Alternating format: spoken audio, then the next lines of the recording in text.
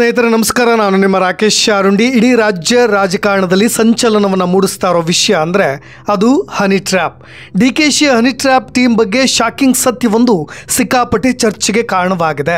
KPCC ಅಧ್ಯಕ್ಷರ ಬದಲಾವಣೆ, ಇನ್ನೊಂದು ಕಡೆ ಪವರ್ ಶೇರಿಂಗಿಂತಲೂ ಭಾರೀ ಮಟ್ಟದಲ್ಲಿ ಸದ್ದು ಮಾಡ್ತಾ ಇರೋ ಮತ್ತೊಂದು ಸುದ್ದಿ ಅಂದರೆ ಅದು ಹನಿ ಟ್ರ್ಯಾಪ್. ಬರೋಬ್ಬರಿ ಕರ್ನಾಟಕದಲ್ಲಿ 48 ರಾಜಕಾರಣಿಗಳ ಮೇಲೆ ಹನಿ ಟ್ರ್ಯಾಪ್ ನಡೆದಿದೆ ಅನ್ನೋ ಸುದ್ದಿ ಇದೀಗ ಸಂಚಲನವನ್ನು ಮೂಡಿಸಿರೋದು. ಈ ಮುಖಾಂತರವಾಗಿ ಸ್ಫೋಟಕ ಮಾಹಿತಿಯೊಂದು ಹೊರಬಿದ್ದಿದೆ. ಈ ಸುದ್ದಿ ರಾಜಕೀಯದಲ್ಲಿ ಅಲ್ಲೋಲ ಕಲ್ಲೋಲವನ್ನೇ ಸೃಷ್ಟಿ ಮಾಡಿದ್ದು, ಕೆಲವು ರಾಜಕಾರಣಿಗಳ ಮಾನ ಹರಾಜಾಗುವ ಪರಿಸ್ಥಿತಿ ಬಂದೊದಗಿದೆ. ಯಾವಾಗ ಸತೀಶ್ ಜಾರಕಿಹೊಳಿ ಮತ್ತು ಸಹಕಾರ ಸಚಿವ KN ರಾಜಣ್ಣ ಅವರು ಸದನದಲ್ಲೇ ಈ ವಿಷಯವನ್ನು ಪ್ರಸ್ತಾಪಿಸಿ ಹನಿ ಟ್ರ್ಯಾಪ್ಗೆ ಒಳಗಾಗಿದ್ದು ಹೌದು ಅಂತ ಹೇಳಿಬಿಟ್ರೋ, ಇಡೀ ಪ್ರಕರಣ ಇನ್ನೊಂದು ಮಗ್ಗಲಿಗೆ ತಿರುಗಿಬಿಡ್ತು. ಇನ್ನು ಮುನಿರತ್ನ ಕೂಡ ಶಾಕಿಂಗ್ ಮಾಹಿತಿಯೊಂದನ್ನು ಹಂಚಿಕೊಂಡಿದ್ದು, DKC ಅವರಿಗೆ ಸಂಬಂಧಪಟ್ಟಂಥ ವಿಡಿಯೋವೊಂದನ್ನು ರಿಲೀಸ್ ಮಾಡಲಾ ಅನ್ನೋ ಶಾಕಿಂಗ್ ಹೇಳಿಕೆಯೊಂದನ್ನು ನೀಡಿದ್ದಾರೆ. ಹಾಗಾದರೆ DKC ಅವರ ವಿಡಿಯೋ ಯಾವುದು? ಕನಕಪುರದ ಬಂಡೆ ಖ್ಯಾತಿಯ DKC ಕೂಡ ಹನಿ ಟ್ರ್ಯಾಪ್ನಲ್ಲಿ ಸಿಲುಕು ಹಾಕ್ಕೊಂಡಿದ್ದಾರಾ? ಅಥವಾ CD ಶಿವು ಕುಖ್ಯಾತಿಯ DKCಯ ಜೊತೆಗೆ ಇರೋ ಆ ಅನಾಮಿಕ ಬಾಲೆ ಯಾರು? ಹೀಗೊಂದು ಚರ್ಚೆ ವ್ಯಾಪಕ ಮಟ್ಟದಲ್ಲಿ ಚರ್ಚೆ ಆಗ್ತಾ ಇದೆ. ಸ್ನೇಹಿತರೆ, ನೇರವಾಗಿ ವಿಷಯಕ್ಕೆ ಬಂದುಬಿಡ್ತೀನಿ. ಈ ಹನಿ ಟ್ರ್ಯಾಪ್ನಲ್ಲಿ ಲಾಕ್ ಆಗಿರೋ ರಾಜಕಾರಣಿಗಳು ಯಾರು? ಏನಿದು ಹನಿ ಟ್ರ್ಯಾಪ್?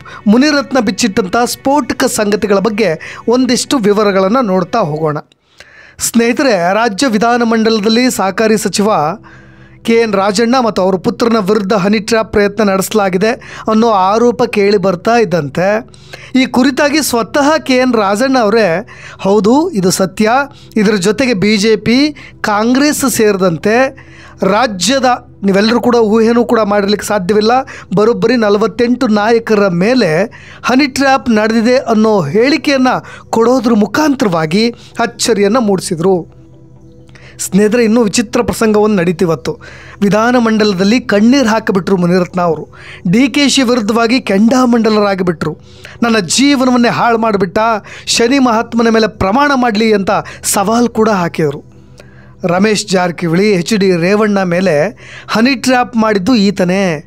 ಈ ಕುತಂತ್ರಗಳ ಮುಖಾಂತರವಾಗಿ ಪಿತೂರಿ ಮಾಡ್ತಿರೋ DKC ಆ್ಯಂಡ್ ಟೀಮ್, ಈ ಎಲ್ಲ ಕುತಂತ್ರಗಳನ್ನು ನಡೆಸ್ತಾ ಇರ್ತಕ್ಕಂಥ DKC ಆ್ಯಂಡ್ ಟೀಮ್ ಯಾವುದು ಅಂತ ನಂಗೆ ಗೊತ್ತಿದೆ. ಇದಕ್ಕೆ ಸಂಬಂಧಪಟ್ಟ ಹಾಗೆ ಒಂದು ಆಡಿಯೋ ಕೂಡ ನನ್ನ ಹತ್ರ ಇದೆ, ವಿಡಿಯೋ ಕೂಡ ಇದೆ. ರಾತ್ರಿ ಮೀಟಿಂಗ್ ಮಾಡ್ತಾ ಇರ್ತಕ್ಕಂಥ ವಿಡಿಯೋ ಕೂಡ ನನ್ನ ಬಳಿ ಇದೆ. ಸದ್ಯದಲ್ಲೇ ಎಲ್ಲವನ್ನು ಕೂಡ ಬಟಾಬೈಲು ಮಾಡ್ತೀನಿ, ಎಲ್ಲವನ್ನು ಕೂಡ ರಿಲೀಸ್ ಮಾಡ್ತೀನಿ ಅಂತ ಶಾಕಿಂಗ್ ಹೇಳಿಕೆಯೊಂದನ್ನು ಹೇಳಿಬಿಟ್ರು. ಇನ್ನೂ ಮುಂದುವರೆದು ಅವರು ಪದಗಳಲ್ಲಿ DKC ಅವ್ರ ವಿರುದ್ಧವಾಗಿ ರೊಚ್ಚಿಗೆದ್ದು ಮಾತನಾಡ್ಬಿಟ್ರು. ಇಂಥ ಪಾಪದ ಕೆಲಸ DKCಗೆ ಯಾಕೆ ಬೇಕು? ಸ್ವಪಕ್ಷದವರು ವಿರುದ್ಧವೇ ಇಂಥ ನೀಚ ಕೆಲಸ ಮಾಡ್ತಿದ್ದಾರೆ ಅಂತ ಮುನಿರತ್ನ ಹರಿಹಾಯ್ದುಬಿಟ್ರು. ಯಾಕೆ ಈ ಮಾತನ್ನು ಹೇಳ್ತಾ ಇದ್ದೀನಿ ಅಂದರೆ, ಇದೇ KN ರಾಜಣ್ಣ ಅವರಿಗೂ DKC ಅವ್ರಿಗೂ ಆಗ ಬರ್ತಾ ಇಲ್ಲ ಅನ್ನೋದು ಎಲ್ಲರೂ ನಿಮಗೆ ಗೊತ್ತಿರೋ ವಿಚಾರವೇ. ಅದೇನೇ ಇರಲಿ, ಇನ್ನೂ ಒಂದು ಹೆಜ್ಜೆ ಮುಂದೆ ಹೋಗಿ, ನೀವು ಮಾಡಿದ ಪಾಪ ನಿಮ್ಮನ್ನು ಬಿಡೋದೇ ಇಲ್ಲ, ನಿಮ್ಮ ಕುಟುಂಬ ಬೆಳೀಬೇಕು, ನೀವು ಇನ್ನು ಮುಂದೆ ಇಂಥ ನೀಚ ಕೆಲಸ ಮಾಡಬಾರ್ದು, ನಾನು ಅಂಥ ಕೆಲಸ ಮಾಡಿದರೆ ಸರ್ವನಾಶವಾಗೋಗಲಿ, ನಾನು ಹುಳ ಬಿದ್ದು ಸಾಕ್ಬಿಡ್ತೀನಿ, ಇಲ್ಲದಿದ್ದರೆ ನೀವು ಹಾಗೆ ಹಾಕ್ತೀರಾ ಅಂತ ಆಕ್ರೋಶವನ್ನು ಹೊರಹಾಕಿದರು. ಸ್ನೇಹಿತರೆ, ಅಂತೂ ವಿರೋಧ ಪಕ್ಷದ ನಾಯಕರು honey trap king pin DKC ಅಂತಲೇ ನೇರವಾಗಿ ಆರೋಪ ಮಾಡ್ತಿರೋದು ಸತ್ಯ ಅನ್ನೋದು ಇವತ್ತು ವಿಧಾನಮಂಡಲದಲ್ಲಿ ಪ್ರೂವ್ ಆಗೋಯ್ತು. ಇನ್ನು ಇದೇ ಸಂದರ್ಭದಲ್ಲಿ ನಿಮಗೆಲ್ಲ ಗೊತ್ತಿರೋ ಹಾಗೆ ರಾಜ್ಯ ಕುಮಾರಸ್ವಾಮಿ ಅವರ ಒತ್ತುವರಿ ಜಮೀನಿನ ಆರೋಪದ ಮೇಲೆ ಕುಮಾರಸ್ವಾಮಿ ಕೂಡ ನೇರವಾಗಿ DKC ಪಿತೂರಿ ಅಂತ ಹರಿಹಾಯ್ತಾ ಇರೋದು ನಿಮಗೆಲ್ರಿಗೂ ಕೂಡ ಗೊತ್ತೇ ಇದೆ. ಇವೆಲ್ಲ ಕೇಸ್ಗಳಿಗೂ ಕೂಡ ನೇರವಾಗಿ DKCನೇ.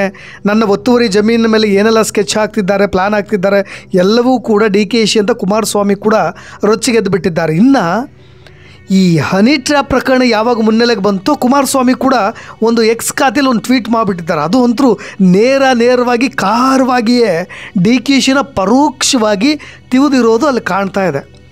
ಮರ್ಯಾದೆಗೇಡಿ, ಕಿಡಿಗೇಡಿ, ನನ್ನ ಮೇಲೆ ಮತ್ತೆ ವಿಷ ಕಕ್ಕಿರೋದು ಹತಾಶೆ, ಆಕಾಶಕ್ಕೆ ಉಗಿದ್ರೆ ಮುಖದ ಮೇಲೆ ಬೀಳುತ್ತೆ ಮಂಕೆ ಅಂತಲೂ ಕೂಡ ಪದಪ್ರಯೋಗ ಮಾಡಿರೋದು. ಇಷ್ಟು ಸಾಮಾನ್ಯ ಜ್ಞಾನವೂ ಇಲ್ವಾ? ಕುಂಬಳಕಾಯಿ ಕಳ್ಳನಿಗೆ ಕೋಪ ಬಂದುಬಿಟ್ಟಿದೆ. ಅಹೋರಾತ್ರಿಯೂ ದ್ರೋಹ ಚಿಂತನೆ, ವಿಶ್ವಾಸದ್ರೋಹ, ಉಂಡ ಮನೆಗೆ ಕನ್ನ ಹಾಕೋದು, ಸ್ವಪಕ್ಷೀಯರಿಗೆ ಗುನ್ನ ಇಡೋದು, ಇದು ಒಂದು ಬದುಕಾ? ರಾಜಕೀಯ ವಿರೋಧಿಗಳನ್ನು ಹತ್ತಿಕ್ಕಲಿಕ್ಕೆ ಕ್ರಿಮಿನಲ್ ಕೃತ್ಯಗಳಲ್ಲಿ ತೊಡಗಿರ್ತಕ್ಕಂಥ ವಿಷಸರ್ಪ ನನ್ನೆಡೆಗೆ ನಾಲಿಗೆ ಚಾಚಿದೆ ಅಂತ ಈ ಪದಗಳೆಲ್ಲ ನೋಡಿಬಿಟ್ರೆ ನಿಮಗೆಲ್ರಿಗೂ ಕೂಡ ಗೊತ್ತಾಗುತ್ತೆ. ಕುಮಾರಸ್ವಾಮಿಯ ವಿರುದ್ಧವಾಗಿ ಪಿತೂರಿ ನಡೆಸ್ತಾ ಇರೋದು ಯಾರು ಅಂತ ಕುಮಾರಸ್ವಾಮಿಯವರು ಊಹೆ ಮಾಡ್ತಿದ್ದಾರೆ ಅಂತ. ಜೊತೆಗೆ ಅವರು ಇನ್ನೊಂದಿಷ್ಟು ಪದಗಳನ್ನು ಕೂಡ ಬರ್ಕೊಂಡಿರೋದು ಎಕ್ಸ್ ಖಾತೆಯಲ್ಲಿ. ಇಂತಹ ಕ್ರಿಮಿನಲ್ ಒಬ್ಬ ಕೆಟ್ಟ ಆಲೋಚನೆಗಳಲ್ಲಿ ದಿನಪೂರ್ತಿ ಮುಳುಗಿರೋದು ಸಹಜ. ಕ್ರಿಮಿನಲ್ನ ಚಾಳಿಯೇ ಧಮಕಿ ಹಾಕೋದು, ವಿಷಕ್ರಿಮಿಯ ಕೆಲಸ ಎಲ್ಲರನ್ನು ಕಚ್ಚೋದು, ಇದರಲ್ಲಿ ನನಗೇನು ಕೂಡ ಅಚ್ಚರಿ ಇಲ್ಲ. ನಾನು ಭೂ ಒತ್ತುವರಿ ಮಾಡಿದ್ದೇನೋ ಇಲ್ವೋ ಕಾನೂನು ವ್ಯಾಪ್ತಿಯಲ್ಲಿ ತೀರ್ಮಾನವಾಗುತ್ತೆ. ಈಗ ನನ್ನ ಮರ್ಯಾದೆ ವಿಷಯ ಇರಲಿ, ಇವತ್ತು ಸ್ವಪಕ್ಷೀಯರೇ, ನಿಮ್ಮ ಪಕ್ಷದವರೇ ಈ ಮರ್ಯಾದೆಗೇಡಿಯ ಮಾನವನ್ನು ವಿಧಾನಸೌಧದಲ್ಲಿ ಹರಾಜು ಹಾಕ್ತಿದ್ದಾರೆ. ಅದಕ್ಕೆ ಉತ್ತರವೇನು ಮರ್ಯಾದೆಗೇಡಿ ಅಂತ ತಮ್ಮದೇ ಎಕ್ಸ್ ಖಾತೆಯಲ್ಲಿ ಪರೋಕ್ಷವಾಗಿ DKಶಿ ಅವರನ್ನು ತಿವಿಯೋ ಕೆಲಸವನ್ನು ಮಾಡಿದ್ದು. ಕುಮಾರಸ್ವಾಮಿಯ ಖಾರವಾದಂಥ ಮಾತುಗಳು DKಶಿ ಅವರಿಗೆ ಹೇಳಿದ್ದು ಅಂತ ರಾಜಕೀಯ ಪಡಸಾಲೆಗಳಲ್ಲಿ ಈಗೆಲ್ಲ ಚರ್ಚೆ ಕೂಡ ಆಗ್ತಿದೆ. ಅದನ್ನು ನಾವು ಈ ಅಂಗೈ ಹುಣ್ಣಿಗೆ ಕನ್ನಡಿ ಬೇಕಾ ಅಂತಾರಲ್ಲ, ಅದನ್ನು ನಾವು ಆರಾಮ್ಸೆ ಅರ್ಥ ಮಾಡ್ಕೊಂಬಿಡ್ಬೋದು. ಒಟ್ಟಾರೆಯಾಗಿ DKಶಿ ವಿರೋಧಿಗಳೆಲ್ಲರೂ ಕೂಡ ಈಗ ಒಟ್ಟಾಗಿದ್ದಾರೆ ಅನ್ನಿಸ್ತಾ ಇದೆ. ಎಲ್ಲರೂ ಒಗ್ಗಟ್ಟಾಗಿ ಒಂದರ ಹಿಂದೆ ಒಂದರಂತೆ ಅವ್ರ ಬಾಣಗಳನ್ನು DKಶಿ ಮೇಲೆ ಬಿಡ್ತಾನೇ ಇದ್ದಾರೆ. ಇದು ಒಂದು ಕಡೆ ಆದರೆ DKಶಿ ಕೆಂಗಣ್ಣಿಗೆ ಇನ್ನು ಯಾವ್ಯಾವ ರಾಜಕಾರಣಿಗಳ ಹೆಸರು ಇದೆಯೋ ಏನೋ, ಇದೆಲ್ಲ ದ್ವೇಷದ ರಾಜಕೀಯ ಅಂತೆಲ್ಲ ಗುಸು ಕೂಡ ಶುರುವಾಗಿರೋದು. ಕೆಲವರ ರಾಜಕೀಯ ಹಾದಿಯನ್ನು ಅಂತ್ಯಗೊಳಿಸ್ಲಿಕ್ಕೆ ಈ ರೀತಿಯಾದಂಥ ಕುತಂತ್ರಕ್ಕೆ ಸಿಕ್ಕು ಹಾಳಾಗಬಾರ್ದು ಅಂತ ಶಂಕಿತ ನಾಯಕರೆಲ್ಲರೂ ಕೂಡ ಒಂದೇ ದನಿಯ ಮುಖಾಂತರ ಇದನ್ನು ವಿರೋಧಿಸಲಿಕ್ಕೆ ಮುಂದಾಗಿದ್ದಾರೆ.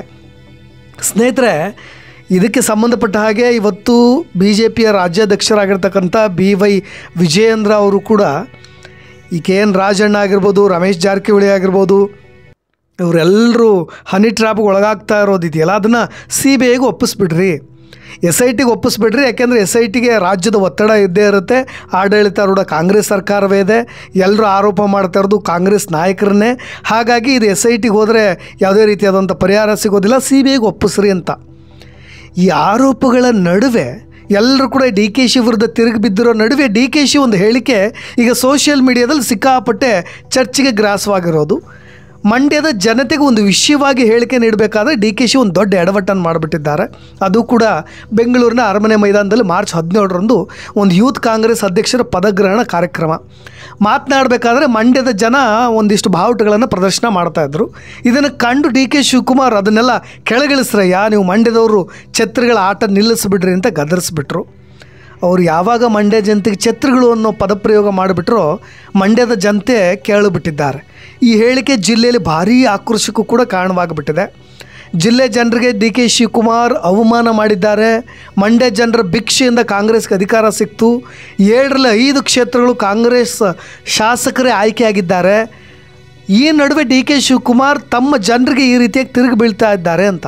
ಜೊತೆಗೆ DK ಶಿವಕುಮಾರ್ ಹೇಳಿಕೆಯನ್ನು ಉಲ್ಲೇಖ ಮಾಡಿ ಮಂಡ್ಯದ ಜನರ ಬಳಿ ಬಂದು ಪೆನ್ನು ಪೇಪರ್ ಕೊಡಿ ಅಂತ ಅಂಗಲಾಚಿದ್ದು ಮರೆತೋಯ್ತಾ DCM ಸಾಹೇಬ್ರೆ, ಮಂಡ್ಯದವರು CM ಆಗಿದ್ದಾಗ ಅವರು ಕಾಲಿಗೆ ಬಿದ್ದು ಬೆಳೆದವರು ನೀವು ಅಂತ ಹೇಳಿ ತಿವಿತಾ ಇದ್ದಾರೆ. ಇನ್ನೂ ಒಂದು ಕಡೆ ಒಂದು ಹೆಜ್ಜೆ ಮುಂದೋಗಿ ಇಂಥ ದುರಹಂಕಾರಿಗೆ ಸರಿಯಾದ ಬುದ್ಧಿ ಕಲಿಸಬೇಕು. ಅತಿ ಹೆಚ್ಚು ಕನ್ನಡ ಮಾತನಾಡುವ ಜಿಲ್ಲೆ ಜನರಿಗೆ ಅವಮಾನ ಮಾಡಿದ್ದೀರಿ ಅಂತ ಸಾಲು ಪೋಸ್ಟ್ಗಳನ್ನು ಹಾಕ್ಕೊಂಡು ಆಕ್ರೋಶ ಕೂಡ ಹೊರ ಹಾಕ್ತಾ ಇರೋದು. DK ಶಿವಕುಮಾರ್ ತಮ್ಮ ಹೇಳಿಕೆಗೆ ಮಂಡ್ಯ ಜನರ ಕ್ಷಮೆಯನ್ನು ಯಾಚಿಸಬೇಕು. ಇಲ್ಲದಿದ್ದರೆ ಮಂಡ್ಯಕ್ಕೆ ಅವರು ಬಂದರೆ ಕಪ್ಪು ಬಾವುಟ ಪ್ರದರ್ಶನ ಮಾಡ್ತೀವಿ. ಅವರ ಹೇಳಿಕೆ ಖಂಡಿಸದೆ ಜಿಲ್ಲೆಯ ಜನರ ಪರ ನಿಲ್ಲದಂಥ ಕಾಂಗ್ರೆಸ್ ಶಾಸಕರು ಛತ್ರಿಗಳು ಅಂತ ಹೇಳಿ ಜನರು ಕೂಡ ತಿರುಗಿ ಬಿದ್ದಿರೋದು. ಒಟ್ಟಾರೆಯಾಗಿ ರಾಜ್ಯದಲ್ಲಿ ಈಗ ಹನಿ ಟ್ರ್ಯಾಪ್ ವಿವಾದ ಭುಗಿಲೆದ್ದು ಬಿಟ್ಟಿದೆ.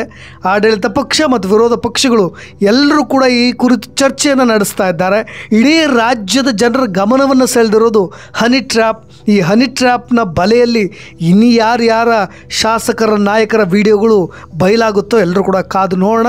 ಇನ್ನಷ್ಟು ಅಪ್ಡೇಟ್ಸ್ಗಳೊಂದಿಗೆ ಮತ್ತೆ ಬರ್ತೀನಿ. ನಾನು ರಾಕೇಶ್ ಶಾರುಂಡಿ. ಧನ್ಯವಾದ.